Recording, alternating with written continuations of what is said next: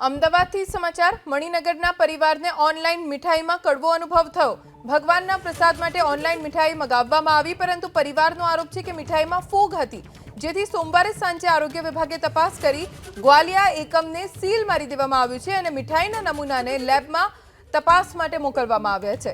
મણિનગરના પરિવારે ભગવાનને પ્રસાદ ચડાવવા માટે ગ્વાલિયામાંથી મીઠાઈ મંગાવી અને મીઠાઈ આવી ખોલીને જોયું તો તેમાં ફૂગ જોવા મળી હતી, જેને લઈને આરોગ્ય વિભાગને જાણકારી આપવામાં આવી।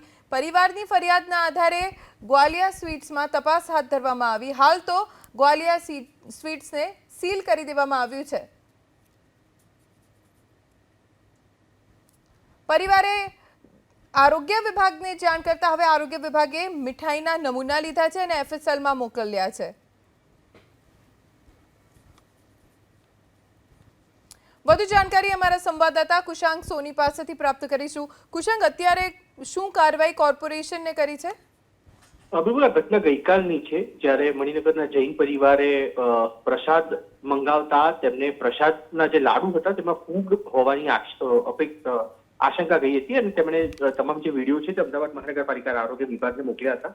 આરોગ્ય વિભાગ તરફથી ત્યાં આગળ જઈ અને જે મીઠાઈ છે તેના સેમ્પલ લેવામાં આવ્યા છે અને આ એકમ છે તેને સીલ કરવાની કામગીરી આરોગ્ય વિભાગ તરફથી કરવામાં આવી છે। જ્યાં સુધી પણ સેમ્પલના પરિણામ નહીં આવે ત્યાં સુધી આ એકમ છે તે ન ખોલવાની પણ અમદાવાદ મહાનગરપાલિકાના આરોગ્ય વિભાગે સૂચના આપી છે।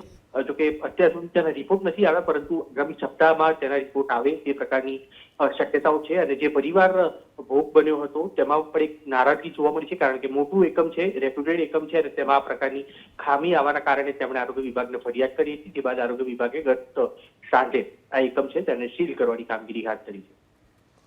કુશાંગ, આભાર જાણકારી આપવા માટે। તો પરિવારે અમદાવાદના ગ્વાલિયા સ્વીટ્સમાંથી મીઠાઈ મંગાવી હતી ભગવાનને પ્રસાદ ચડાવવા માટે, પણ જ્યારે મીઠાઈનું બોક્સ ખોલ્યું તો એમાં ફૂગ હતું, જેના કારણે પરિવારે કોર્પોરેશનને જાણ કરી આરોગ્ય વિભાગે સીલિંગની કાર્યવાહી હાથ ધરી છે અને સેમ્પલ મીઠાઈના લઈને લેબમાં મોકલ્યા છે।